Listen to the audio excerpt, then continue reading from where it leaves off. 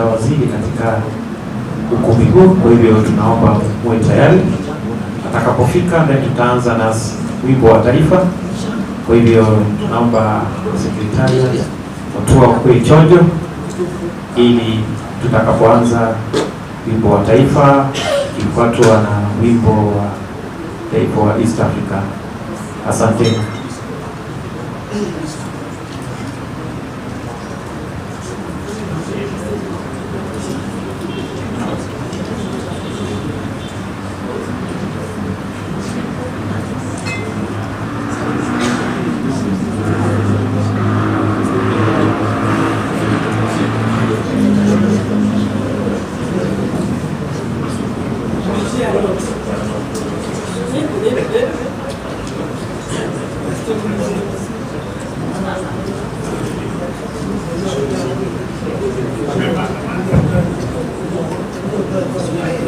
Vile ningependa kuomba wakati tutakapokuwa tunaendelea na ratiba, tafadhali tuweke simu zetu katika hali ya mode ya silence, kwa sababu tunaweza kuaibika wakati huo mgeni wa heshima atakapokuwa anaendelea kutupa hotuba yake.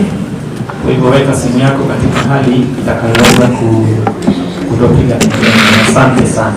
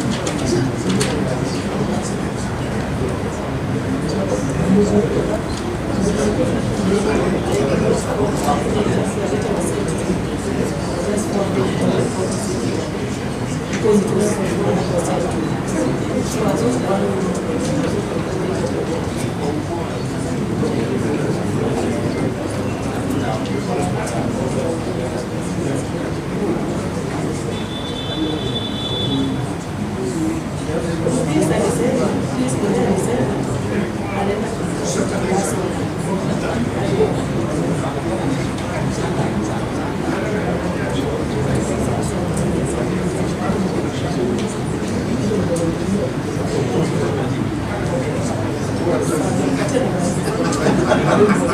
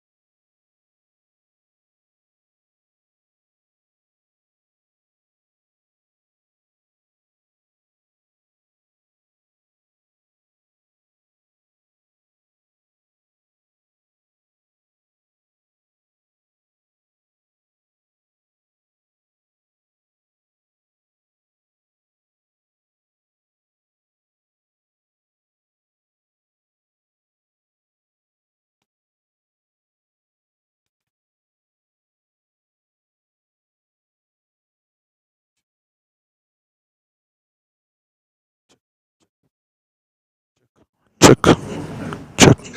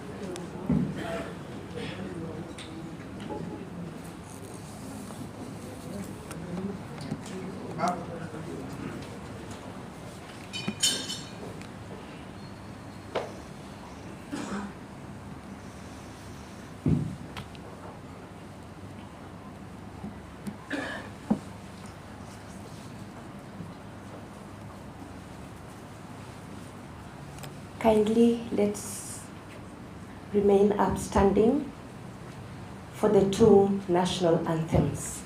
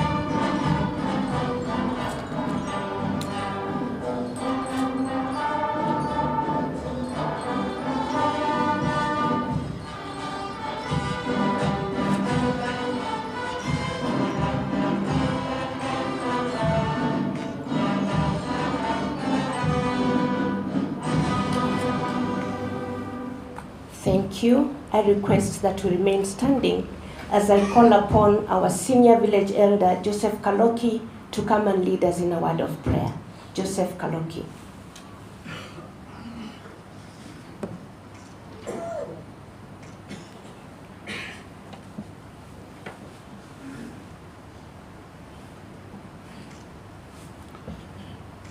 Basi tuweze kuamini na kuomba. Baba Muumba wa mbingu na nchi, tuje mbele zako asubuhi ya leo tukisema ni asante. Tunaenda kuomba na ni kwa ajili ya president wetu wa Jamhuri ya Kenya, kuweze kumlinda na kumuonekania, umba maarifa na hekima jinsi ulimpatia Solomoni. Tunaomba ni kwa ajili ya kiongozi wetu wa injili akaweze kumuongoza, kubariki, fariji kila kiongozi na kila idara. Ni asante katika forum ya siku ya leo. Tunapoenda kuanza, tunakualika mahali hapa ili ukawe kiongozi wetu mwema mwanzo na tamati. Asante Bwana kwa kuwa tumeona ulinzi wako. Tazama ni asante, na kila mmoja aseme amen. Thank you. Tubarikiwe. Kindly let's take our seats. Dr. Raymond Omolo, our Principal Secretary in the State Department of Internal Security and National Administration, distinguished participants, ladies and gentlemen, good morning. On his behalf, I take this opportunity to welcome you to this National Stakeholders Forum and thank you for honoring our invitation. In the interest of time, we shall run through introductions, and kindly when I call upon your group, kindly be upstanding so that we can acknowledge you. The first group that I want to recognize is the representation from the National Assembly. Kindly be upstanding if you're from the National Assembly. The next category will be our co-partners, Reinvent and World Vision.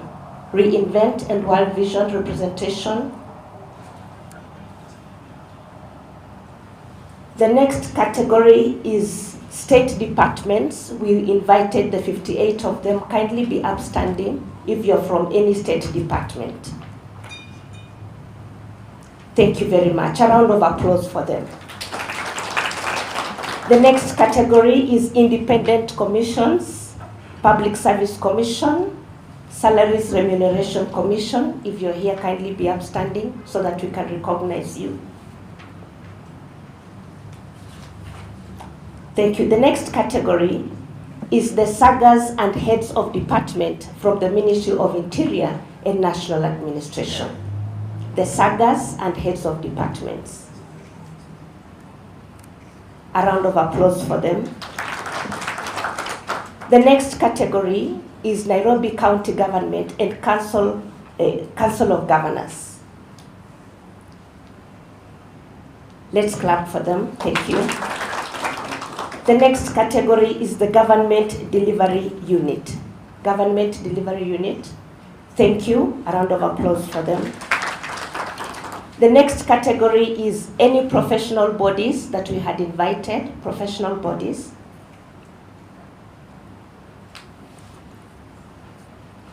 Next, we have the Regional Commissioners of the Republic of Kenya.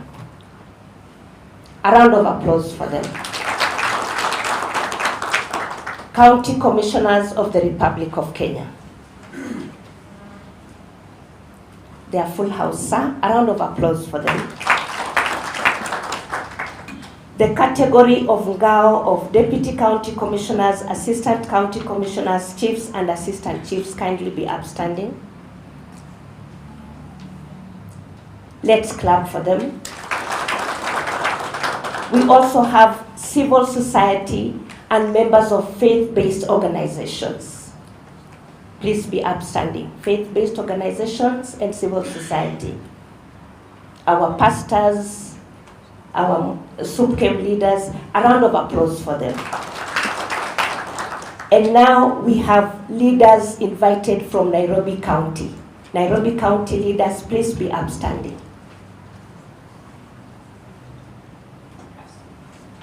Thank you. A round of applause for them.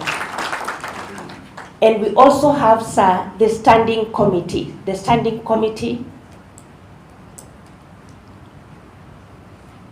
Standing committee. I think I also saw Mr. Mudinyu, the veteran in the house. A round of applause for them. Thank you for turning up. And sir, we have a very special category of leaders here, our village elders. Wazee wetu wa mitaa, simameni tafadhali. Tuwapigie makofi. Asante sana, asante sana. And finally, sir, with your permission, we have representation from offices of 2 cabinet secretaries, the office of the Prime Cabinet Secretary and the office of the Cabinet Secretary for Interior National Administration. I would request that they kindly stand up and we acknowledge them. We have Madam Pass, and we have the representation of the Chief of Staff. We have Honorable Sabule, and we have Mr. Angayo. A round of applause for them. And my name is Beverly Opora, Secretary National Administration. It's now my singular privilege and honor to invite our Principal Administrative Secretary, Madam Anne Ngetich, to proceed with the program. A round of applause for her. Thank you very much, Madam SNA. Our guest of honor, Chief Guest, Principal Secretary, delegates present, good morning. Good morning.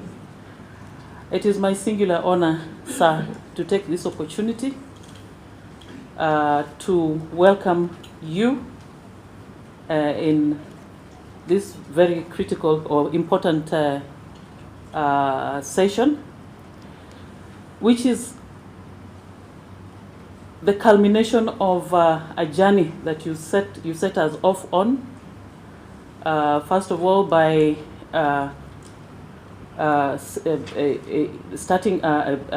coming up with a standing committee on policy and legislation for the first time in the ministry, and the journey to put up together these twin documents started a long time ago. We have had inputs from the state departments, from ministries and members of the government, both levels of government, national government, council of governors and county governments, and eventually from the members of the public themselves in all the 47 counties. So today we have two documents courtesy of the support of Kenyans themselves, and that is no mean achievement. We want to utilize this opportunity to look at those documents in detail and address whatever gaps there might be, and that hence this meeting to validate the twin documents. In the interest of time, it's now my singular honor to welcome you to address us and officially open this session, sir. Karibu, sir.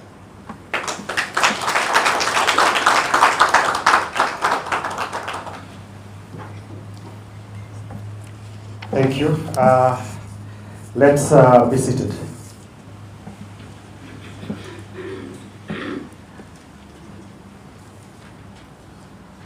To esteemed delegates, colleagues from both the national government and also the county governments, officials who are here, representatives from the civil society, or what we famously call the NGOs, representatives from the faith-based organizations, community representatives, esteemed members, our elders, ladies and gentlemen, good morning. Good morning once again. I know we are running behind schedule, and today is a very important day for me as the PS responsible for internal security and national administration. That we are at a point where we are discussing or validating two important documents. And I must appreciate the input and of course the interest that these documents have generated over time. Yesterday I was having a session with the Coast Parliamentary Group caucus, and as we were discussing many other things that are related to security and what the government is doing, they were asking me, Historia Village Elders, is it something you're just doing to buy time, or you are serious about it? Because they appreciate how important our village elders are in the entire ecosystem in terms of the security infrastructure, but also in the development of our country. And one of them was like, if something has gone wrong, it will not miss the eye of the village elder. Actually, they were saying that by the time the police is called, a lot of things have gone, or have either gone wrong or have been mitigated. And therefore, it's an important conversation that we are having today, and I really want to thank the team that has been spearheading this process. When I look at my friend Wakili from the PCS's office, I'm having no doubt in my mind that we will benefit immensely from his experience as an advocate, and also as someone who has been in this country for quite a while and has been involved in a lot of initiatives to make this country better. When I look at the reach of the elders who are here on behalf of all the tens and thousands of elders across the country, I know we are in a good space.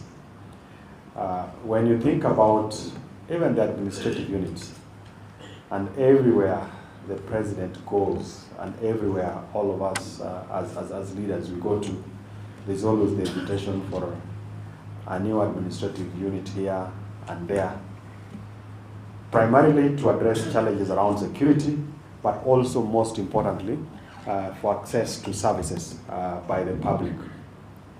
And we have done this over the years just from what we think is right.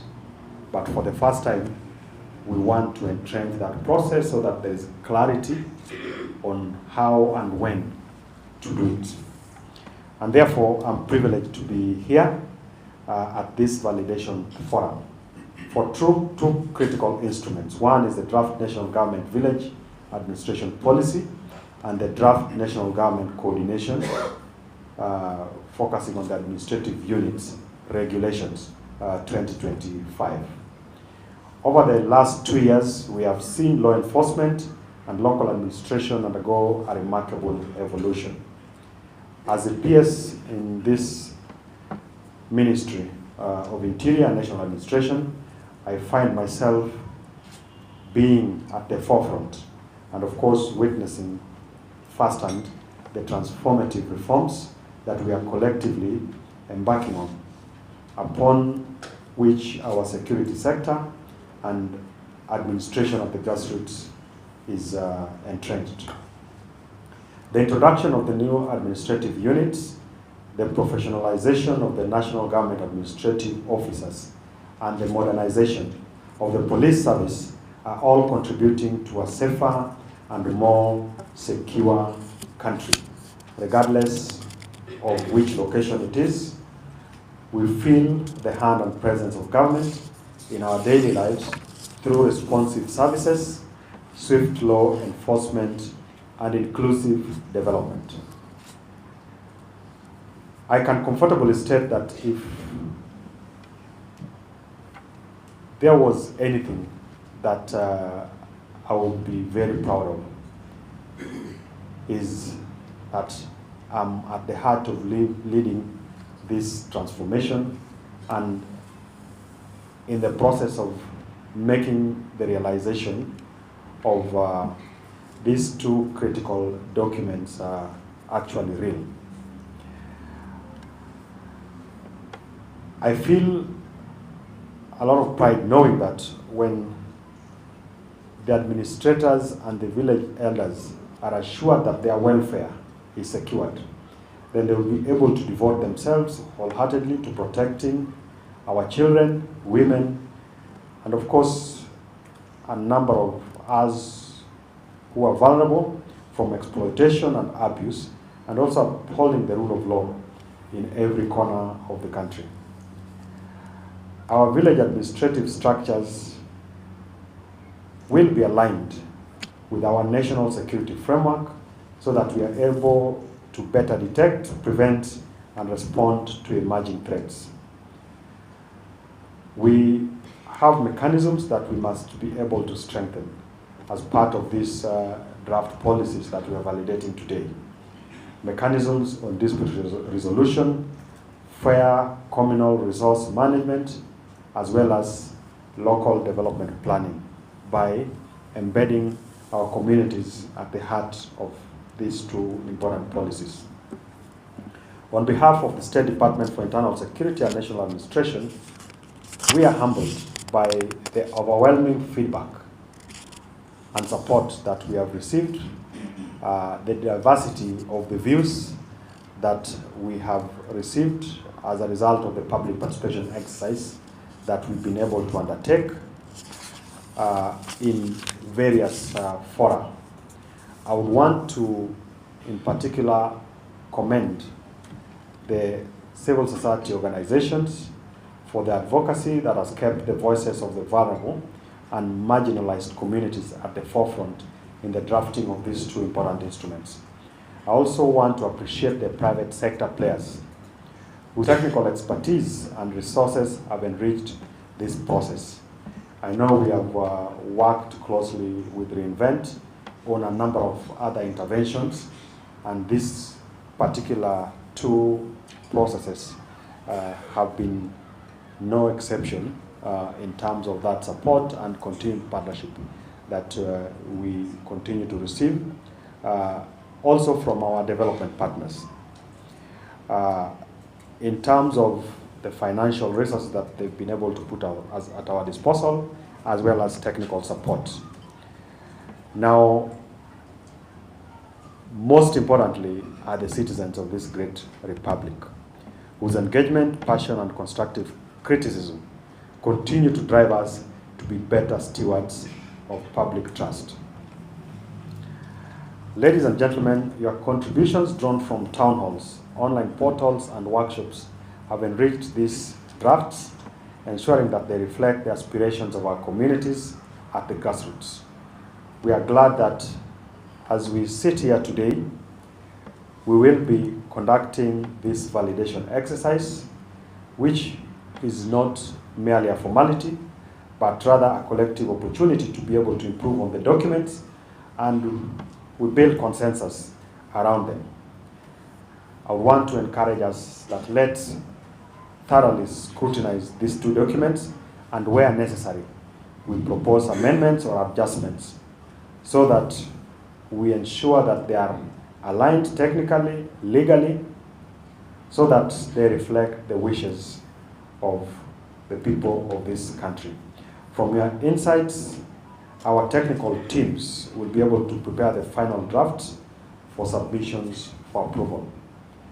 And for us to be able to succeed in getting the approvals, we will still need to have very robust conversations and engagements with our legislators, both at the National Assembly and at the Senate. And we must continue to also engage our colleagues across various ministries and agencies, particularly the National Treasury, because there are resources that are required.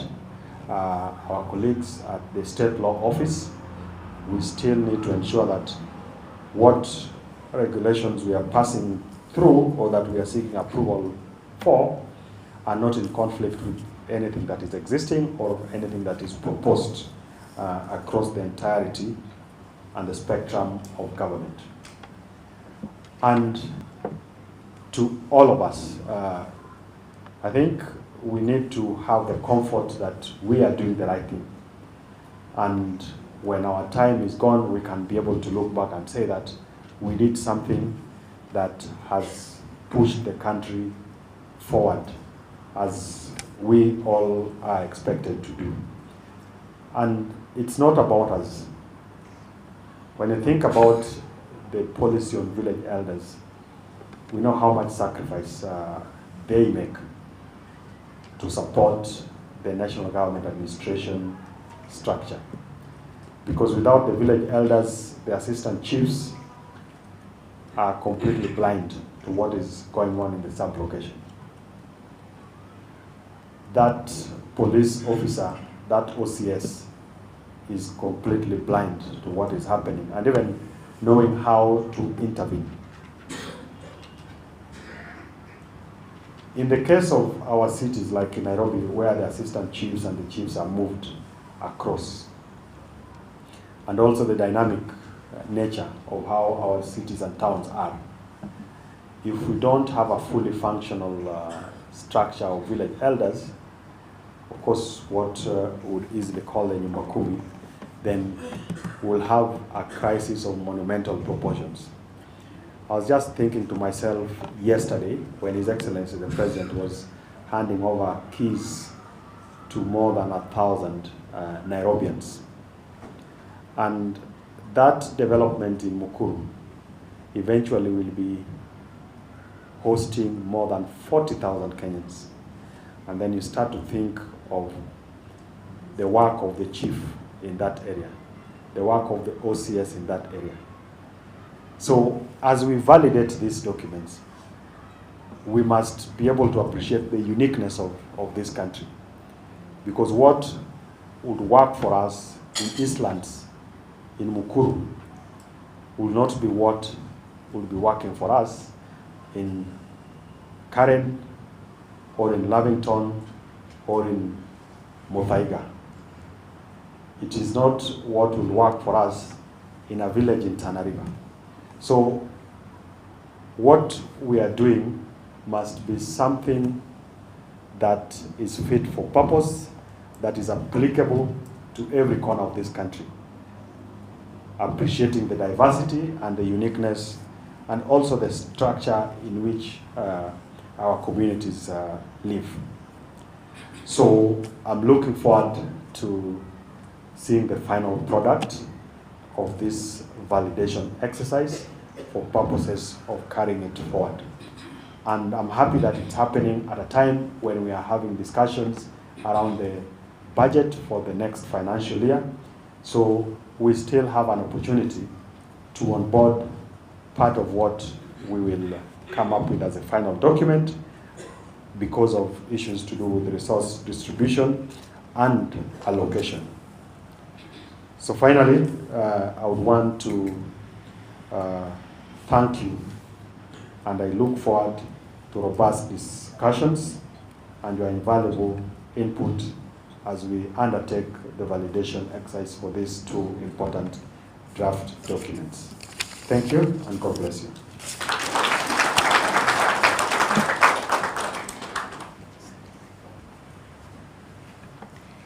Another round of applause for our peers. I now take this opportunity to invite Dr. Douglas Kivoi to make his presentation on the National Government Village Administration Policy. Karibu Daktari, he's a director at KIPRA. Our Principal Secretary, Principal Administrative Secretary, Secretary of National Administration, Regional Commissioners, County Commissioners, Deputy County Commissioners, and all other government officers. My name is Kivoi from KIPRA. I'll make a very brief snapshot of what this policy entails.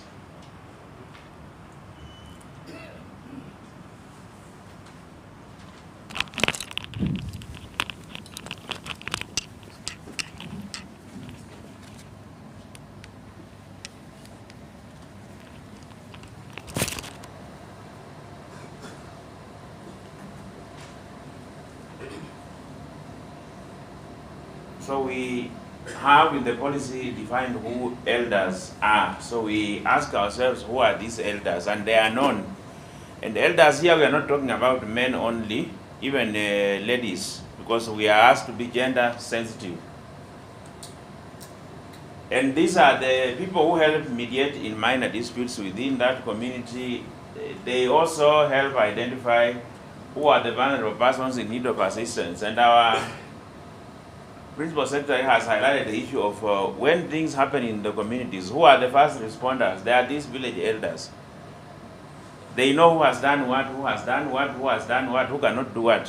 For instance, we were joking in the morning that in our rural homes, when a chicken is stolen, the village elder cannot round up someone who steals goats. They know the people who steal chicken in that community. And why village elders is because they are not formally gazetted or recognized by our laws or even in the national government administrative structures. Yet they are the first line of security or defense or in securing communities. Next. Now what is in this policy? What is in this policy? The key here is that village elders have been pivotal in grassroots governance, yet their contributions have largely been informal and voluntary. For instance, those of us who have gone to law classes, our judiciary has a backlog of cases. And basically, it's because the OCS may not know the criminal history of these individuals. But if you went home and talked to my village elder, they will tell you Kivoi is 1, 2, 3, 4. Whereas you here, you know me as this formal person, is a government officer. But in the village, if you accuse me of having done something, they will tell you that one he cannot do. Or that one we know he has been doing it since when he was in class 1. And we are hoping that this policy will help in actually having a digital record of every Kenyan citizen. So that if a police officer stops me here on Langata Road, they can see the things I've been doing when I'm in the village in Kakamega, where I was born and raised. Digitization of government record, because the National Police Service is also digitizing its record. Next.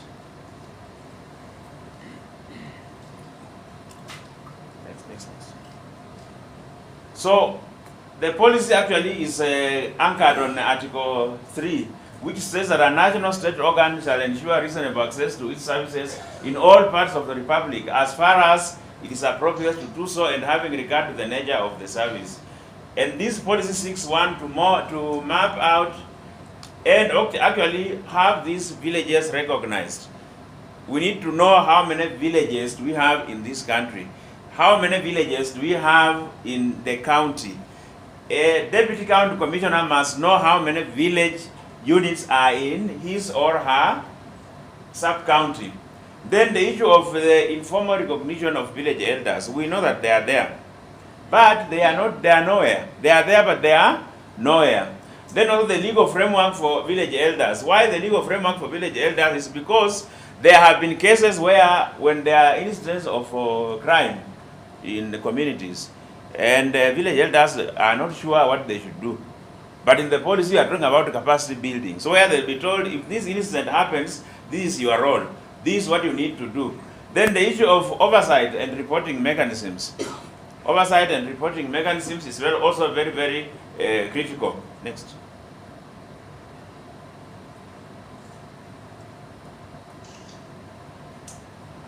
Then this policy will formally recognize village elders as community leaders because they play a very critical role in all services that the national government and handles in as far as public service delivery is concerned. Then the policy revises the National Government Coordination Act No. 1 of 2013 to designate a village as a fundamental administrative unit. Now, village elders also will be renamed as village administrative elders, and they'll be assigned the responsibilities of coordinating and administering national government service at the village level. And here we are only dealing with the functions of the national government. Functions of the national government, not devolved functions or services. Functions of the national government, and they are there in the constitution of this country.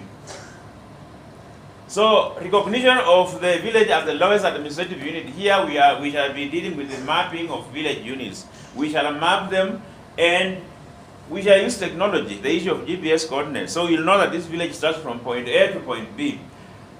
A database of villages